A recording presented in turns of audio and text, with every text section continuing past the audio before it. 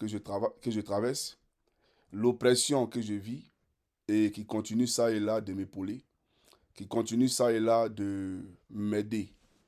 Que Dieu renfloue vos caisses, que Dieu bénisse vos mains, que Dieu bénisse vos enfants et que vos greniers, bien entendu, ne soient jamais vides. Merci à tous ceux-là qui pensent à moi, jour et nuit, qui prient pour moi. Que Dieu vous bénisse. Parce qu'en réalité, je suis poursuivi, combattu par tout un gouvernement. Ce n'est pas un procès entre Johnny Pacheco et un citoyen finlandais ou un particulier. C'est un gouvernement, tout un État qui me poursuit. Donc vous comprenez un peu l'enjeu. Et vous-même, même si quelqu'un venait vous dire demain que quand vous n'êtes pas à la maison chez vous, votre enfant ou bien l'étranger que vous avez abrité chez vous à la maison, cet étranger-là fouille dans les caleçons de vos enfants quand vous n'êtes pas là, quand vous êtes au travail. Pourtant, vos enfants ne sont même pas adultes, ils sont mineurs. Si on vous dit que l'étranger, quand vous n'êtes pas là, va voler chez le voisin, va braquer et puis il revient à la maison se jouer les bons samaritains, même si, d'accord, c'est des paroles qui choquent, mais vous-même là, qu'est-ce que vous devez faire? C'est de voir qui est l'étranger en réalité. Est-ce qu'il ne constitue pas une menace pour votre foyer? Donc c'est dans ce cas de figure-là que je suis. Et donc je remercie tous ceux qui le comprennent et qui comprennent véritablement que j'ai besoin d'un collectif d'avocats. Voilà. Donc que Dieu vous bénisse vous tous et tous vos dons, que vos dons soient accompagnés de bénédictions. Comme je le dis toujours individuellement aux gens, soient accompagnés de bénédictions. Que vos pensées, d'accord, de bénédiction, inondent bien entendu ces dons-là de façon à ce que mes oppresseurs, ceux qui m'accusent, ces menteurs, soient bien entendu confus, confondus et écrasés dans le nom tout-puissant de notre Seigneur à tous, le Seigneur Jésus-Christ. Alors, ceci dit, chers camarades, vous voyez, malgré la difficulté, et moi je ne me sens pas bien, voilà pourquoi vous me voyez au lit. Donc, je vous prie mes excuses par rapport à ça, mais j'espère qu'on se comprend parce qu'on est tous humains et donc on tombe tous malades. Et donc, malgré la difficulté, je ne pouvais pas laisser ce monsieur-là venir vous prendre par les émotions, par les sentiments. Je ne pouvais pas le faire parce que je l'ai écouté. Ça m'a fait très mal. Il y a un ami qui m'a envoyé ça, sa vidéo, il l'a téléchargé parce que je vous ai dit que je n'ai même pas Facebook, je n'ai pas TikTok, je n'ai rien. Vous comprenez? Donc, un ami a téléchargé la vidéo, il me l'a envoyé. J'ai écouté. J'ai écouté la vidéo, j'ai eu très mal. Et j'ai lu les commentaires et je voyais des gens, oh merci, enfin tu nous as dit la vérité, etc. etc. Vous voyez, quand on n'est pas politiquement cultivé, quand on n'est pas politiquement averti et aguerri, on peut se laisser prendre, bien entendu, dans les émotions, dans les filets de cet individu qui est là, parce qu'il est subtil et malin comme le serpent. Vous comprenez? Le diable là, le Seigneur Jésus-Christ l'appelle le malin. Donc il est malin comme ceux qui l'ont envoyé. Voilà quelqu'un qui a tracé la route de Draman Ouattara. Il a fini de tracer la route de Draman Ouattara. Draman Ouattara a massacré le peuple de Côte d'Ivoire. On ne l'a pas entendu, on ne l'a pas vu. Pendant que toute l'opposition réunie demandait la révision de la liste électorale, lui n'avait pas de problème avec. Pendant que le président Gbagbo et le président Soro Guillaume demandaient la réinscription de leurs noms sur la liste électorale, lui n'avait pas de problème avec. Malgré que Abidjan.net a publié, avant même que les élections ne soient, les résultats, lui, il n'avait pas de problème avec ça. Au contraire, il a fait même une déclaration pour dire aux Ivoiriens, c'est rien, c'est les erreurs techniques. Mais quelle erreur technique lorsque Abidjan.net n'est pas la CEI et que les élections n'ont pas encore eu lieu et que les résultats sortent.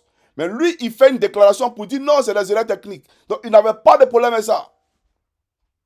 Simon Yves Gbagbo, dont il dit qu'il a soutenu la candidature, dit que la CEI et le Conseil constitutionnel ont bien fait leur travail en écartant les candidats.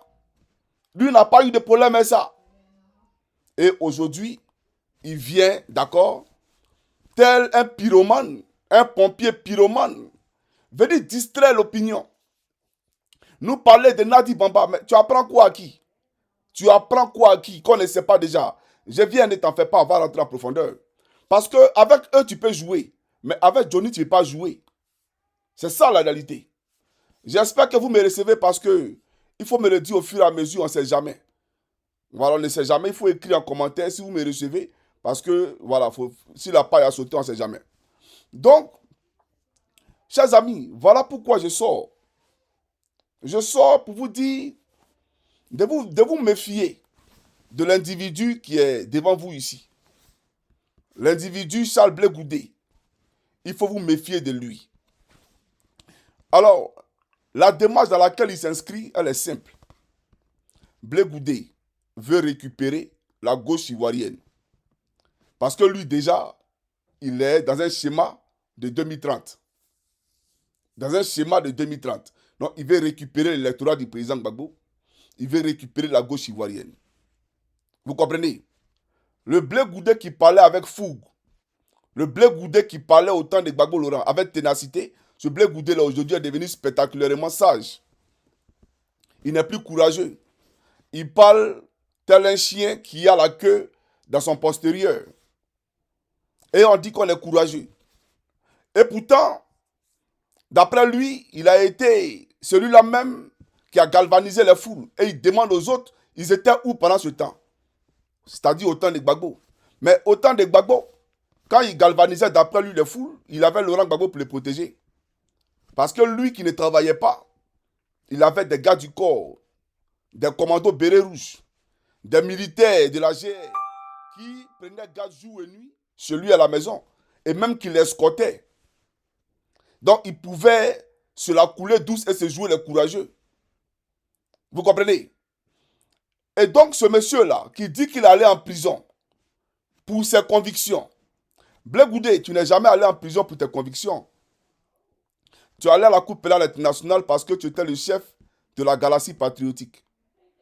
Et Fatou Bensouda, Alassane Draman Ouattara, ton nouveau maître, et McDonald et la CPI ont estimé que au devant de cette galaxie patriotique-là, vous avez concocté un plan commun avec Gbagbo Laurent pour massacrer les partisans d'Alassane Draman Ouattara. Tu n'es pas là à la CPI pour tes convictions. Tu n'as jamais eu de convictions. Tu n'as jamais défendu de convictions. Tu étais dans l'ombre de Gbagbo Laurent. Tu es allé à la CPI parce que tu étais aux côtés de Gbagbo Laurent. Donc c'est à cause de Gbagbo Laurent qu'on t'a attrapé pour t'envoyer là-bas. Tu comprends ou pas? Donc tu ne défendais pas tes convictions à toi. Tu défendais les convictions de Koudou Laurent Gbagbo. Ce n'est pas tes propres convictions à toi. Celui qui est allé en prison pour ses convictions, il s'appelle Damana Picasse. Damana Picasse, actuellement, il est en prison pour ses convictions. Toi, tu n'as jamais fait de prison pour tes convictions. La fessie, c'est autre chose. La fessie, parce qu'on a tous fait la fessie. Donc, la fessie, c'est autre chose. Tu comprends ou pas? Maintenant, on va te donner la parole parce que j'ai beaucoup de choses à te dire. Il y a vraiment beaucoup de choses à te dire. Chers amis de la Côte d'Ivoire, chers Ivoiriens, on va lui donner la parole et bien entendu, après, je vais poursuivre mon allocution. Voilà. Alors, la vidéo de M. Blé, Draman Goudé, voilà.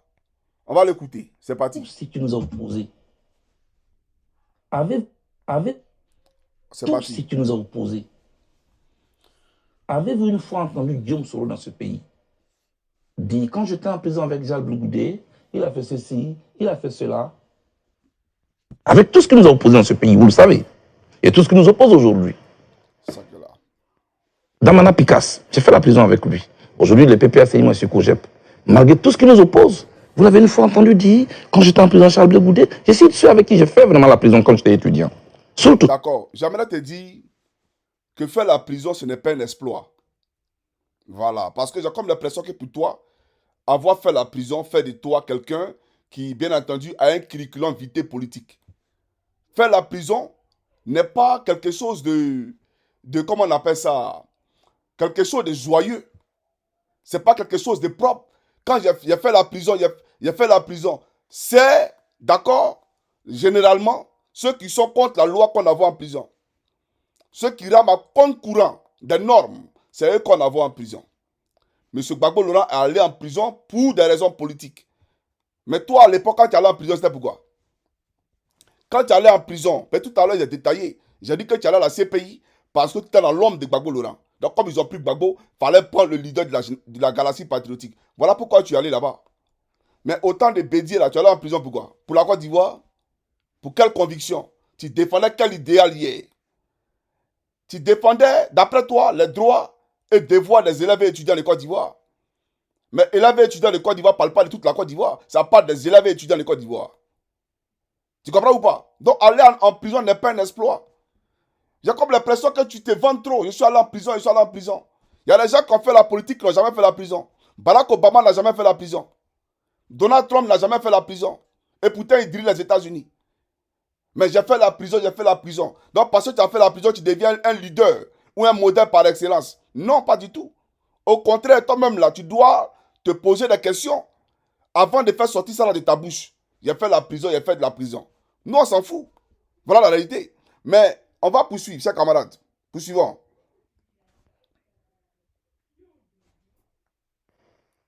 D'anciens prisonniers. Que je sors d'une prison, que tout ce qu'on a fait à prison est sur la place publique. Ce monsieur qui vient de parler, avec mépris, regardez comment quand il parle de ma femme, il dit, je veux parler à cette dame. Il s'agit de Demba Traoré, pour le préciser, qui représentait donc à la Le président m'a dit, je veux parler à cette dame. D'abord, le ton condescendant ne peut pas venir du président Gbagbo.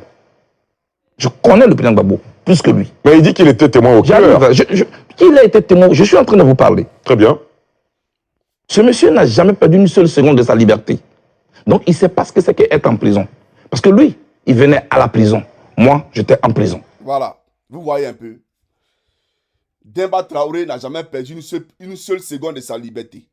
Parce que lui, il ne sait pas ce que c'est que la prison. Moi, j'étais en prison. Lui, il venait nous voir en prison. Moi, Johnny Pacheco, je n'ai jamais fait la prison, Blé Goudé. Jamais de la vie. Et je ne ferai jamais la prison. Parce que je sais marcher en société. Je ne suis pas un roublard. Tu comprends ou pas? Donc, moi, tes problèmes personnels d'Emba Traoré ne m'intéressent pas. Mais j'aimerais te dire, arrête de nous chanter à l'oreille tout le temps. J'ai fait la prison, j'ai fait la prison, j'ai fait la prison. Faire la prison là n'est pas glorieux. Ton Alassane Draman Ouattara que tu soutiens actuellement n'a jamais fait la prison. Konan Bédié, qui a été président de la Côte d'Ivoire, violé par Alassane Draman Ouattara, n'a jamais fait la prison. Et pourtant, il a dirigé la Côte d'Ivoire. Donc arrête de parler de prison, frère. Tu devais avoir honte de parler de prison. Laurent Gbagbo allait en prison pour ses opinions, pour ses idées.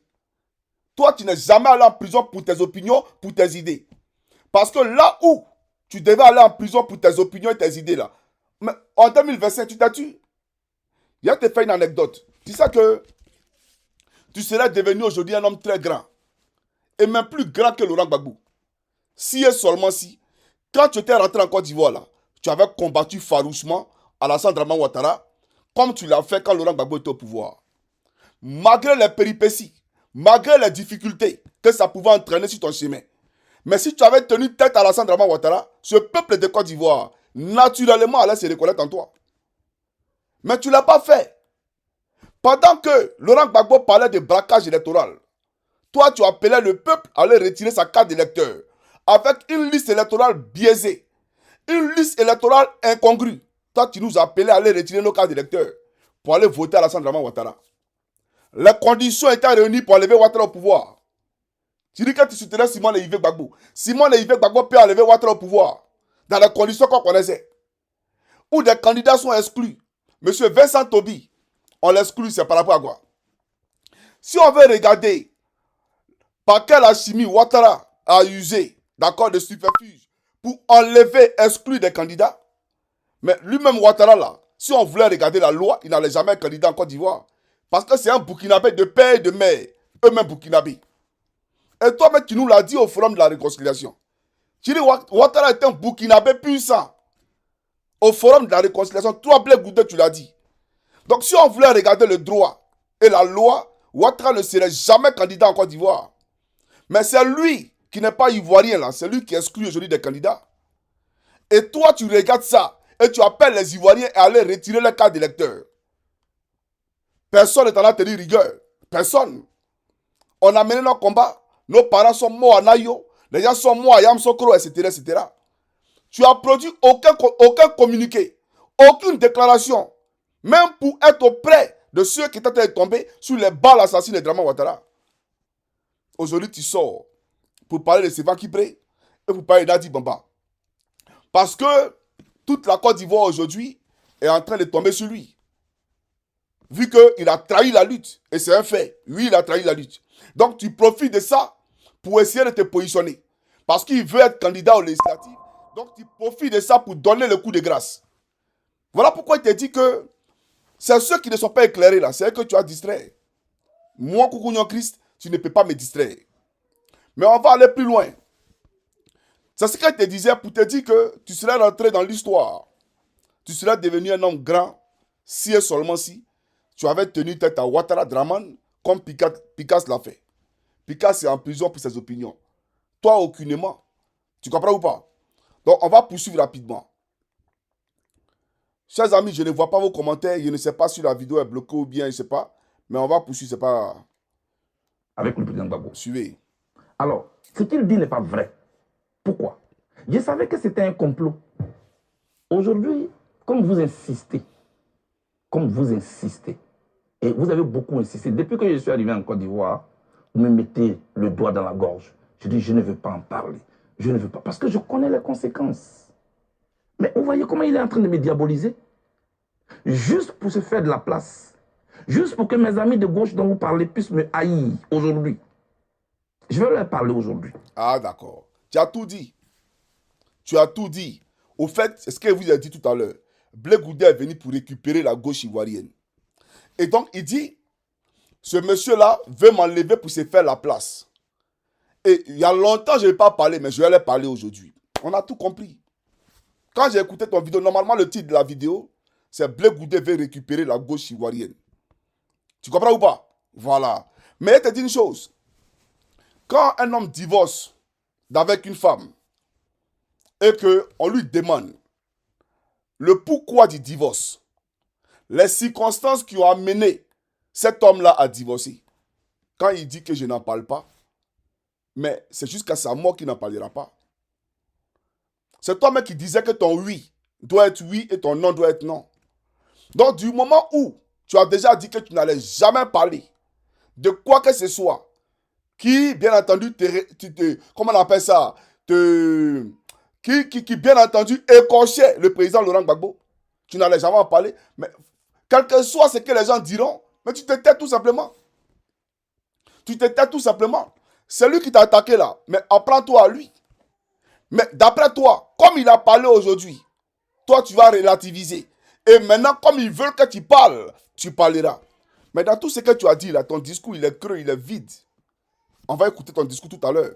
Mais c'est pour te dire que quand un homme il donne sa parole et qu'il dit qu'il ne parlera jamais de ce qu'il lit avec son père en public, peu importe les provocations, peu importe ce que les gens vont dire, tu restes sur ta position et tu ne dis rien. Mais au contraire, tu as toujours voulu le dire. Mais comme aujourd'hui c'est le moment, parce que tu as tracé le passage à Draman Ouattara, d'après toi, Ouattara est président, tout est propre, tout est cuit. Donc c'est 2025, 2030 que tu vises. Donc maintenant tu sors pour venir distraire l'opinion, d'accord, sous prétexte que tu as des papos à casser, tu as des choses à révéler parce que c'est eux qui t'attaquent. Et que toi tu ne voulais pas parler, mais aujourd'hui tu te dois de parler. J'aimerais dire aux Ivoiriens que le monsieur que vous voyez là, il a été marqué par l'Éternel. Tous ceux qui ont soutenu Draman Ouattara ont été marqués par l'Éternel. Et si Blé Goudé ne prend garde, le RDL lui-même va le fioler. Comme ils ont fiolé Henri Konan Bédié. Ils vont te fioler comme ils ont fiolé Henri Konan Bédié. Aujourd'hui, tu as fait la part belle à Ouattara.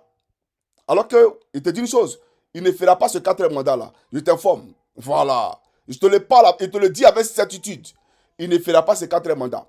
Mais comme tu as fait la part belle à Ouattara, d'accord? Tu cherches maintenant 2030. Mais qui te dit que si Ouattara faisait son 4e mandat là, 2030, il n'allait pas faire un 5e mandat? Ou son fils photocopie n'allait pas faire un 1er mandat? Qui te le dit? Alors eux, ils vont te laisser prendre quoi? Toi, tu as des ambitions. Photocopie n'a pas d'ambition. Tu vois? C'est-à-dire ta traîtrise là, tôt ou tard tu la paieras. Tôt ou tard tu la paieras. Parce que si tu n'as pas hésité à éliminer Gon, à éliminer Ambak, même à envoyer Soro Guillaume en exil, ce n'est pas toi qui vas rater demain. Si toi tu veux servir d'ombrage à photocopier en 2030, ils vont t'éliminer tout simplement. Tu comprends? Tu es dans une bataille de 2030 aujourd'hui, en 2025. Mais Ouattara là, il n'a pas encore été investi. On l'attend. Puisque d'aucuns disent que le prophète Eli Pada a prophétisé faux. Laurent Gbagbo a été investi en 2020. Hein. En 2010, Paul Yaoundé a investi Ouattara avec Gbagbo. Draman était à l'hôtel du Golfe. On a vu comment ça finit. Vous comprenez? On attend l'investiture de Draman. Et toi et ton Draman, vous verrez la colère de l'Éternel. Toi et ton Ouattara, vous verrez la colère du peuple de Côte d'Ivoire. Tu n'as pas nous prendre par des sentiments, par des jeux de mots. Tu comprends ce que je te dis? Parce que toi, ton numéro 2, Zali Djedje, a été le directeur de campagne de Ouattara à Gagnoa. Dans la région du Gore, il a été le directeur de campagne de Ouattara à Gagnoa. Zali Djedje. Mais Zali Djedje et toi et moi, on s'est assis et on a fait réunion dans ton bureau à la 8e tranche à Cocody pour concocter un plan pour déconstruire l'opposition en 2020, en 2025. Donc toi, tu as dit à qui que toi, tu es pro-Gbagbo. Tu n'es pas pro-Gbagbo. Tu ne l'as jamais été. Et voici même pour te paraphraser. L'enfant a tété hier. Aujourd'hui, l'enfant a grandi. Il ne veut plus téter. Pour dire que toi, tu marches plus à Laurent Gbagbo. Tu l'as dit. Au fait, ça me fait mal parce que je n'ai pas Facebook.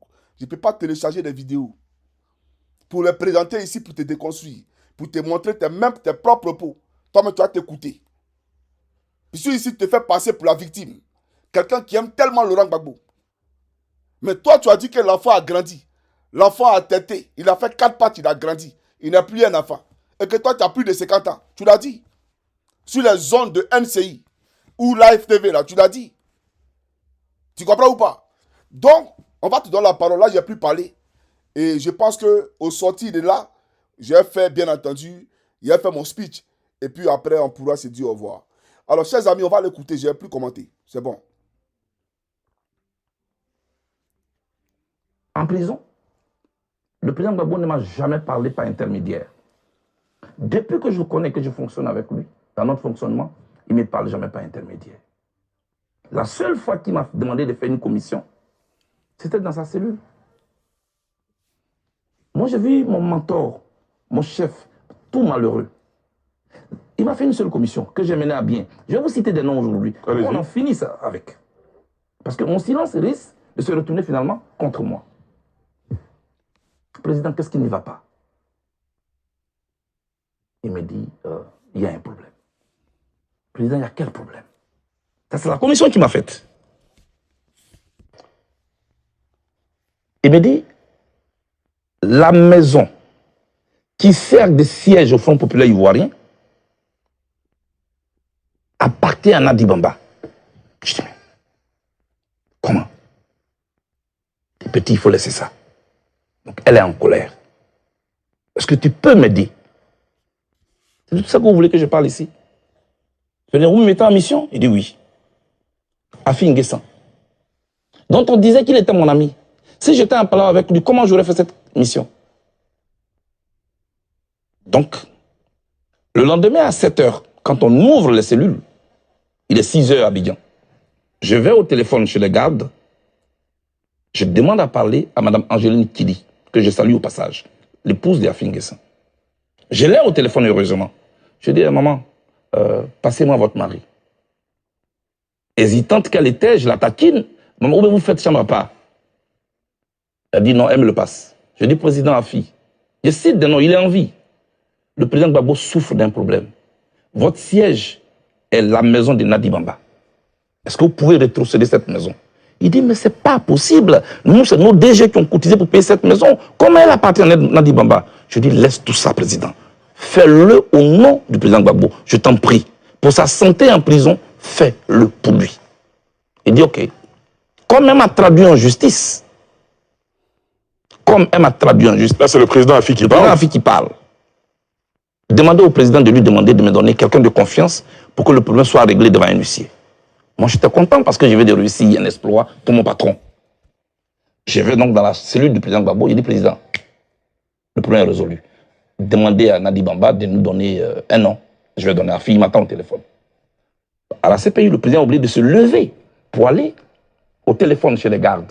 Donc ceux qui racontaient que, oui, il y a des appareils enregistrés, tout ça c'est faux. Tout est suivi à la CPI.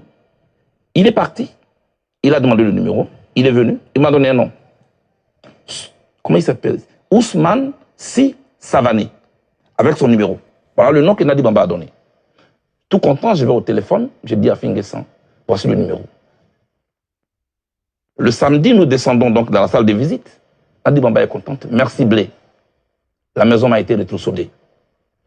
Si je vends cette maison, je te donnerai ta part. Je dis non, attention, moi je ne suis pas un agent immobilier. Peut-être que c'est là ma faute. Mais j'ai plutôt une commission à vous faire. Évitez d'aller prendre les problèmes dehors pour les amener en prison. Ça fait souffrir le président. Vous ne savez pas ce que c'est que la prison. Ali, je dis aujourd'hui aux membres du PPACI, ce qui leur sert de siège aujourd'hui, c'est la seule commission que le président Gbagbo m'a faite. À partir de là. D'accord. Il dit aux membres du PPACI que ce qui leur sert de siège aujourd'hui, c'est la seule commission que Gbagbo lui a faite. Ok, on poursuit, il n'y a pas de problème. Je vais écrire ça. Est-ce que je deviens l'ennemi? Tout le narratif qui a été construit autour du président Gbagbo, c'était pour nous éloigner. Avec le même conglomérat qui aujourd'hui désobéit à l'ordre du président Gbagbo et qui est en train de partir. Quand vous dites le conglomérat, vous faites allusion à qui? Mais il y a Stéphane Tipré, qui est parrainé par Nadi Bamba, avec tout leur groupe des anciens UNG. C'est eux qui aujourd'hui sont venus nous diviser à la gauche. Regardez, Lida Kwasi est en prison. Damana Pikassa est en prison. Kone Boubaka est en prison. Tous les camarades de gauche sont en prison. Le conglomérat de l'UNG est dehors. La gauche ivoirienne est victime d'un complot d'infiltration. Des gens qui ont mis en place un plan d'expropriation et un plan d'appropriation. Voilà ce dans quoi nous sommes. En ce qui me concerne, le président Gbagbo n'a pas refusé de me recevoir. Ali, je n'ai jamais voulu parler. Nadi Bamba m'a envoyé mon ancien directeur de cabinet quand on était en semi-liberté. Je cite des noms ce soir. Vous étiez encore à La Haye ou C'est à La Haye, Ali Derasouba. Il m'a envoyé Diaby Youssouf, qui vient me trouver à 3 h du matin dans mon hôtel à La Haye. Il dit qu'il a été envoyé par Nadi Bamba, qui lui dit de me faire une commission que voici. Et les Ivoiriens doivent ce soir. Diable Goudé que tant que je suis en vie, il ne verra plus jamais Laurent Gbagbo de ses yeux. S'il l'a vu, c'est à la télévision. S'il l'a entendu, c'est à la radio. Mais mieux, mais j'ai dit pire, dis-lui que tôt ou tard, j'aurai sa peau. c'est la commission que Diaby Youssouf, votre directeur de cabinet, vous fait? Oui. Et je lui dis, mais Diaby, tu as écouté aux portes? Ou bien, on t'a vraiment envoyé? Parce que ce que tu dis est grave. Il m'a dit, c'est elle qui a même payé mon transport. Ali, c'est le programme de cette dame qui est en train de se dérouler sur moi. Au point que mes amis et moi, on ne peut pas se parler aujourd'hui. Voilà ce qui se passe. Pour le reste, je vous le dis, moi je parle. Et c'est la même chose. En 2009, je peux aller plus loin. Votre aîné, Issa Sangaré Yereso, il est en vie, je le cite. Il avait une émission qu'il animait qu'on appelle En toute franchise. Sur les antennes de la RTI, effectivement. RTI 1. Je demande que Guillaume Soro désarme. Parce qu'il a été nommé Premier ministre, pour qu'en retour, il désarme. Vous savez ce qui s'est passé? 3 jours après cette interview, je suis convoqué par Nadi Bamba, chez elle à la maison. J'y arrive, je trouve Guillaume Soro. Je trouve Konaté Siriki. Je cite des noms. Je trouve Meïté Sendou. Je suis sur un banc d'accusés. Quelques minutes après, le chef de l'État de Côte d'Ivoire arrive. Me voici entre le Premier ministre et le chef de l'État. La dame prend la parole. Blé, présente tes excuses à Guillaume Soro. J'ai dit pourquoi? Pourquoi tu lui as demandé de désarmer? Les armes qu'il porte de jour, ça tonne. Ce ne sera pas contre Gbagbo. Tu ne sais pas. Tu ne sais pas de quoi tu parles. Qui suis-je? Devant le chef de l'État de Côte d'Ivoire. Devant le Premier ministre, je me mets à genoux, je demande pardon au Premier ministre. Et je n'ai pas dormi toute la nuit. Les armes ont tourné en 2011. C'était contre qui? C'était contre les Ivoiriens. Le président Gbagbo a arrêté. C'est tout cela. C'est de ça que moi, je ne veux pas parler. Tout ce que je dis, si elle n'est pas d'accord, elle peut me traduire en justice. Je suis prêt pour ce procès de vérité. Parce qu'on ne peut pas gâcher tout un combat comme ça. Toute ma vie, je n'ai fait que faire la prison. J'aime le président Gbagbo. Je n'ai rien contre le président. Est-ce que vous avez essayé d'utiliser d'autres voies et moyens pour rencontrer le président Gbagbo? Je suis allé rencontrer le pasteur Dion. Il est en vie. Je lui ai dit, est-ce que vous pouvez approcher mon père? Je veux parler avec lui. J'ai écrit une lettre que j'ai remise au professeur Hubert Oulaye. Ça n'a pas marché. Je me suis rapproché de tous les chefs départementaux coutumiers de Gagnoa, avec à la tête Boga, Sivori. Ils sont allés rencontrer le président Gbagbo à ma demande. Ils sont revenus, ils m'ont dit, il dit que tu ne lui as rien fait, mais ils s'organisent pour te recevoir. Je leur ai dit, c'est pas vrai, ça ne sera pas se passer. Parce que le programme d'une dame est en train de se dérouler. J'ai fait tout ce que je pouvais faire pour rencontrer le président Gbagbo. Donc les jeunes gens qui sont instrumentalisés sur les réseaux sociaux, non, mais il n'a jamais demandé, ils ne savent pas de quoi ils parlent. Moi, je ne suis pas leur ennemi. Il y a un complot contre la gauche ivoirienne. L'opposition aujourd'hui à terre, on ne peut rien faire. Non, quand vous expliquez les choses, il y a peut-être une dent contre vous, mais quand vous parlez de complot contre la gauche ivoirienne, c'est peut-être un peu trop quand les gros. acteurs, Ali, quand les principaux acteurs ne peuvent même pas s'adresser la parole, des gens qui se réunissaient, qui concevaient, qui ont un parcours commun, qu'ils ont connu dans la douleur de l'histoire de la Côte d'Ivoire. Aujourd'hui, qu'est-ce qui nous oppose fondamentalement? Parce que l'autre a peur de m'approcher. Parce que s'il m'approche, il ne peut plus avoir accès au président Gbagbo. Il y a un corridor qui a été installé, avec un guichet unique. Si tu ne passes pas par là, tu ne peux pas. Demandez-le à eux tous. On se parle souvent en cachette. Voilà l'atmosphère qui a été créée. En conclusion, je lance encore cet appel. Moi, je demande pardon au président Gbagbo si je l'ai choqué. Je ne sais pas ce que j'ai fait. Mais je pense que je peux encore lui apporter beaucoup. Mettons-nous au-dessus de tout cela. Il demeure mon père. Très bien. Alors, et sur ça, justement, j'ai deux petites questions. Alors, ce n'est pas Nadi Bamba qu'on a entendu inscrire en faux le fait que on ait dit que ce soit Blé Goudé qui faisait la cuisine à la haie. C'est le président Gbagbo lui-même qui l'a dit lors d'un meeting où il y avait des dizaines de milliers de personnes. Ça, c'est la première chose. Et puis, deuxièmement, Monsieur le Président, si vous me permettez, est-ce que dire tout ceci de celle qui est son épouse aujourd'hui ne va pas enfoncer le clou? Charles Blé Goudé est-il prêt à aller jusqu'au bout? Non. Ce n'est pas une question d'aller jusqu'au bout. Je prends à témoin le journaliste qui est là. Ça fait 3 ans que je suis en Côte d'Ivoire, qu'on m'accuse de tous les maux d'Israël. Je n'ai jamais voulu parler. Mais la rumeur court, elle court, elle court. Le silence est d'or, c'est vrai, mais le silence a souvent des relents de trahison et de complicité. Votre silence peut vous condamner, souvent. C'est pourquoi je veux éclairer en interne des Ivoiriens. Ça veut dire que durant toutes ces années, vous avez souffert? Oui, il y a des souffrances silencieuses qui détruisent plus que les bombes. Je souffre de ma séparation avec le président Gbagbo parce que j'ai beaucoup souffert avec lui. Je ne dis pas que j'ai souffert pour lui, parce que moi, je souffert pour mes idées, pour mon idéal que je portais. Les Ivoiriens sont témoins. À la Cour pénale internationale, on ne s'est pas servi de moi pour condamner le président Gbagbo. C'était là que ça se jouait, la fidélité. J'ai été fidèle. Mais quand on sort de là, parlant de cuisine, vous me voyez moi en train de sortir de prison et j'ai fait le tour des meetings pour dire oui, c'est moi qui suis. Non. Dès que nous sortons de prison, elle actionne les cyberactivistes sur les réseaux sociaux. Ah oui, Gbagbo ne parle plus à Blé Goudé. Moi, j'essaie de nier pour dire non, c'est pas vrai, parce que je veux protéger l'image du monsieur. Ah non. Et puis, des paroles sortent. Non, c'est pas... Ah, qu'est-ce que j'ai fait? Désolé, qu'est-ce que j'ai fait?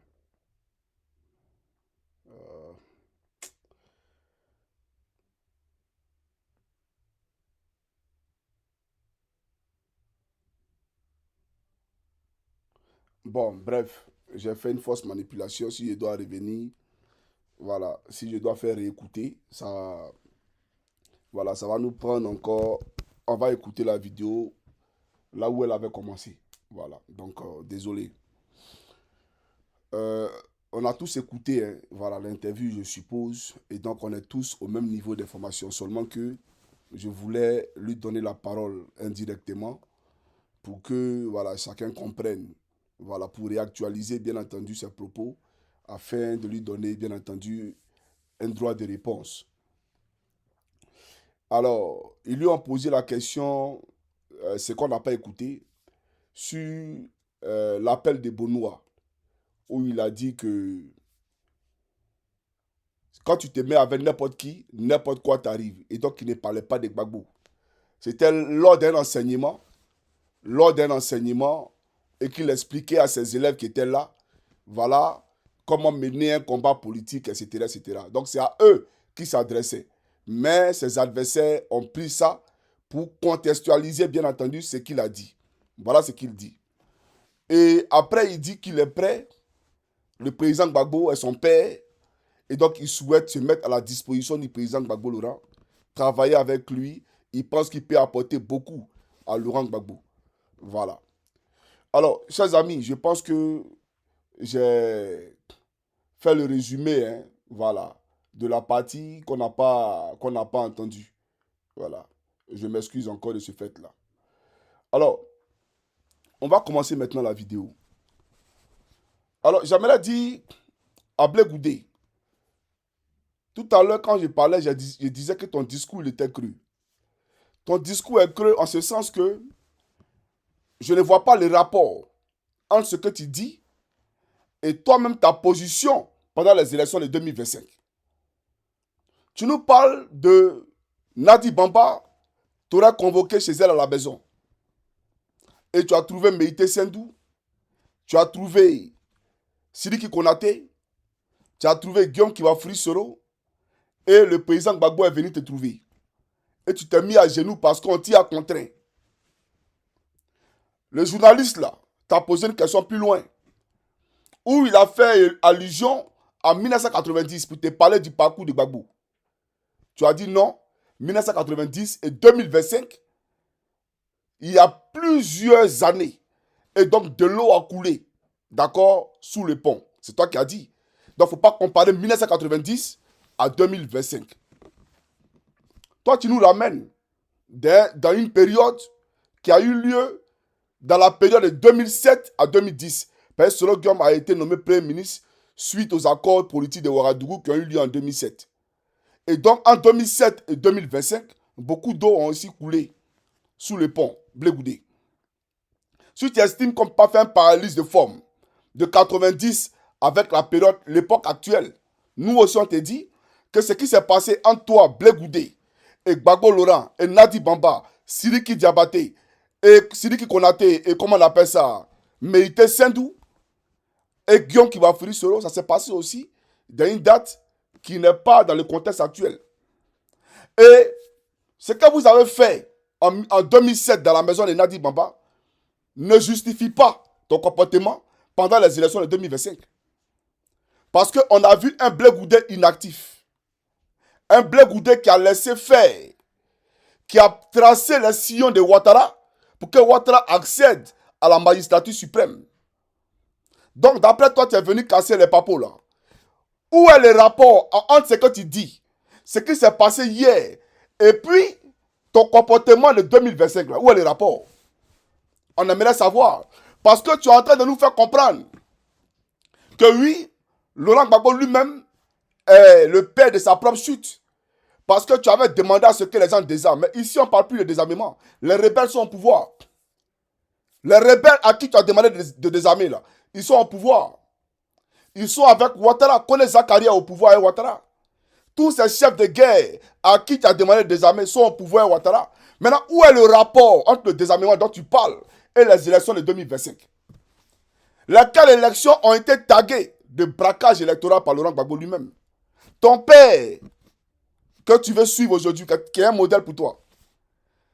Mais face à Alain Foucault, a dit à toute la Côte d'Ivoire que c'est un braquage électoral. Et si véritablement Laurent Gbagbo était ton père, tu n'allais pas être audible à ce qu'il a dit, mais au contraire, tu as appuyé, accompagné Simone Yvé. Tu as même produit des déclarations pour légitimer la forfaiture d'Abidjan.net. Et jusqu'au jour d'aujourd'hui, on ne sait même pas où est le directeur d'Abidjan.net. S'il est mort, on ne sait pas. Parce que ce que nous on sait, c'est qu'on l'avait envoyé à Sobroko où il a été torturé. Mais il est où actuellement? Donc rien ne relativise, rien n'excuse ton comportement de 2025. Et puis ce que tu es en train de dire. Où est le rapport? Moi j'aimerais savoir le rapport. Djabi Youssouf est venu me voir dans ma chambre d'hôtel. Il dit Nadi Dika va me tuer.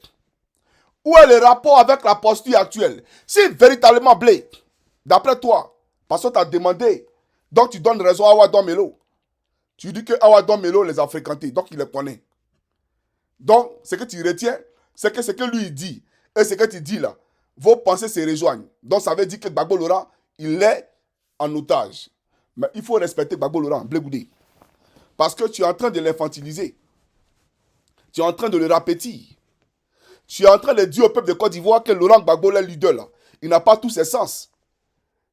Il n'a pas tous ses sens. Et lui, un homme comme ça, on peut le prendre en otage. Mais il prend la parole publiquement. Il aurait suffi que Laurent Gbagbo dise au peuple de Côte d'Ivoire, je suis en otage. Est-ce que Nadi allait s'agripper sur lui, sur le champ, au stade Champrou, à Figayo? Mais au contraire, les Ivoiriens même allaient faire une bouchée de Nadi Bamba sur le champ. Tu comprends ou pas? Il a choisi sa femme, d'accord, sur le choix de sa femme. Maintenant, sur elle, je viendrai. On parlera politique. Mais je vais dire que Nadi Bamba ait pris Gbagbo Laurent en otage ou pas. Toi, quelle a été ta part pour que Ouattara perde le pouvoir en 2025? C'était quoi ta part? C'est tout ce qu'on te demande. Tu as fait quoi en 2025? Quand tu sais que ton père est en otage, quel comportement tu adoptes pour faire sortir ton père de l'enclos dans lequel il se trouve? Mais toi, tu n'as rien fait. Tu as regardé Gbagbo Laurent d'après toi, alors que tu es conscient d'après toi qu'il est en otage. Mais tu as fait quoi pour sauver cet otage-là? Tu n'as rien fait.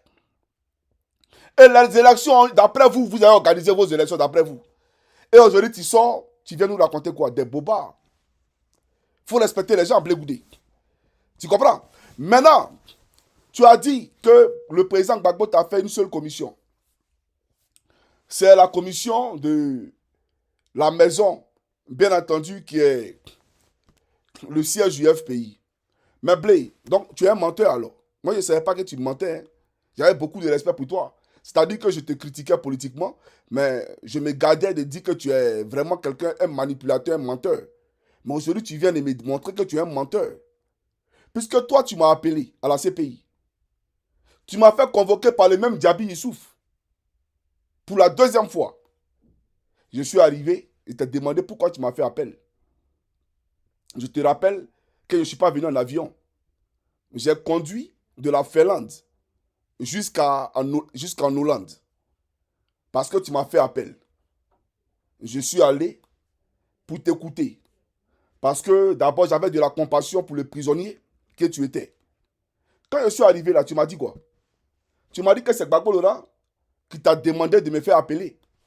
De me faire convoquer, parce que tu as une commission pour Gbagbo Laurent. Tu as dit que tu as une commission pour moi de la part du président Gbagbo. Et je t'ai dit, c'est quoi la commission? Tu m'as dit que Gbagbo Laurent dit, moi, Johnny Pacheco, d'arrêter de dire sur les réseaux sociaux que Stéphane baise Nadi Bamba. C'est toi qui m'as dit. Mais tu aurais été... C'est-à-dire que si tu avais dit ça ici même, il allait dire, non, Blé Goudé, il est juste. Mais tu n'es pas juste, puisque ce n'est pas la seule commission que Gbagbo Laurent t'a faite. Gbagbo Laurent t'a commissionné pour, bien entendu, me porter un message. Et tu m'as fait appel, tu me l'as dit. Donc, aujourd'hui, comme tu dis que Gbagbo Laurent t'a jamais commissionné, en dehors du siège du FPI, là, ça veut dire qu'en réalité, tu as inventé ça alors.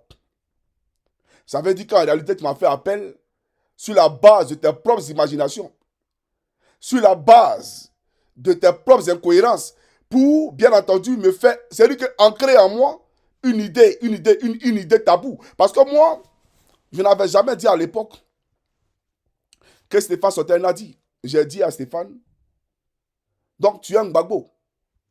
Ah oui, tu es sûr que tu es un Gbagbo. Et puis tu lui fais ça là.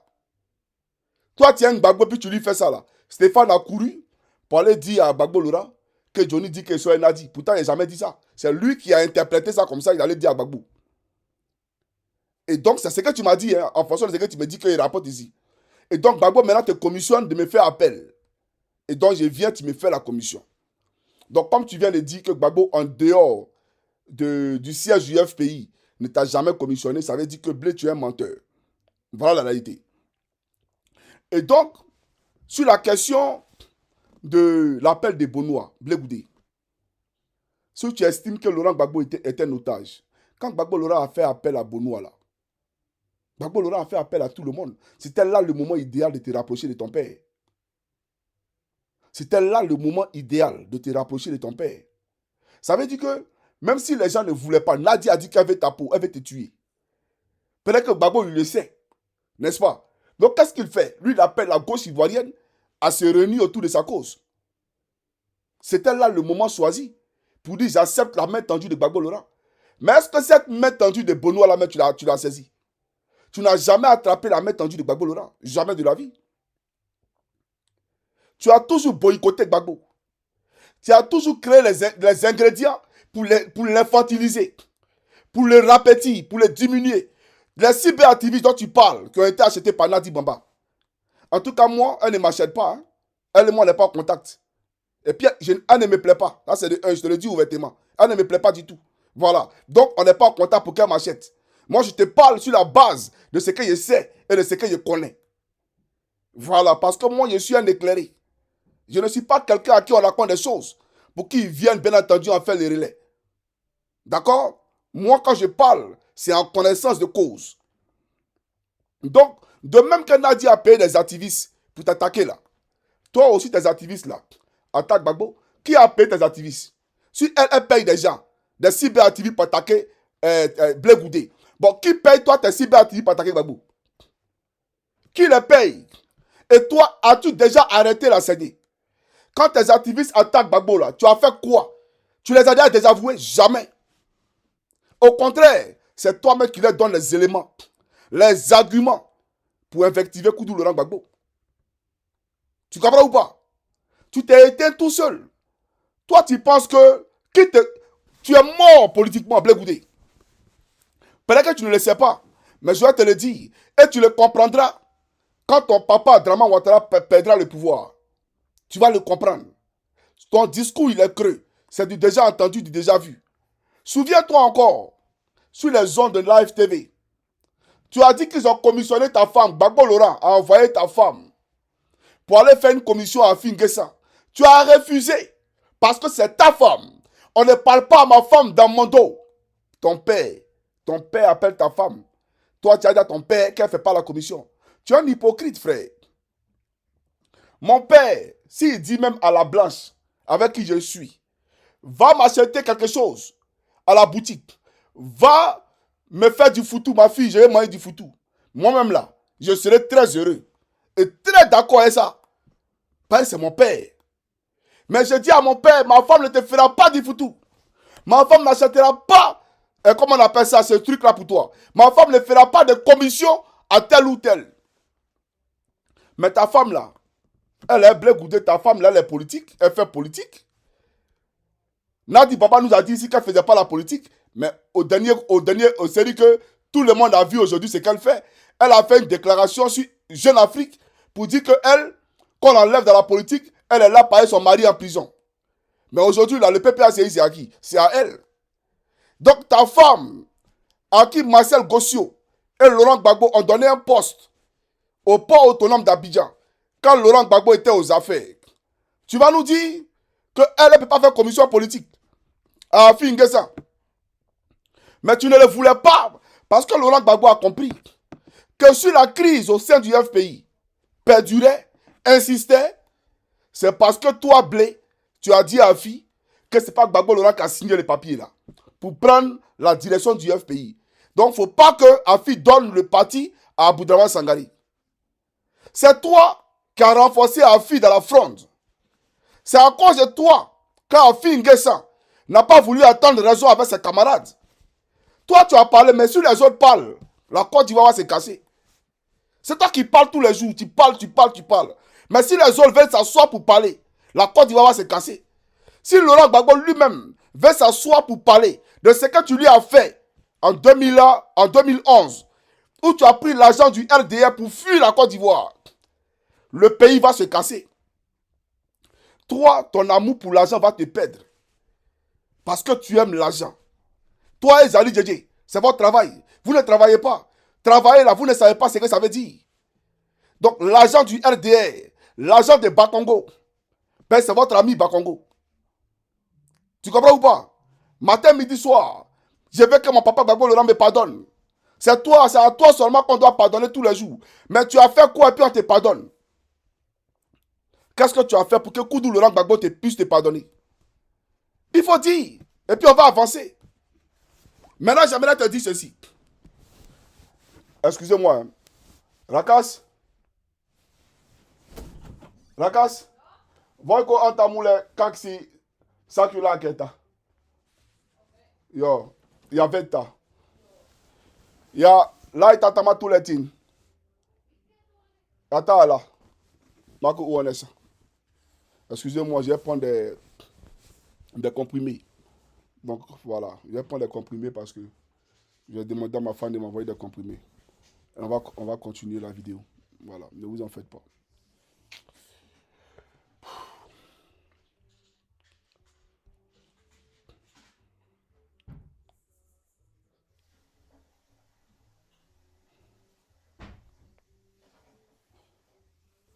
Donc, voilà, les gars. Donc, ce monsieur-là, arrête de nous prendre pour des imbéciles. Ok, qui est ja. Joo, se pysyy mulle. Mutta 2 vai 1? Ensimmäinen vai? Laita tuo. Joo, hyvä. Onko hyvä? Mm. Mm.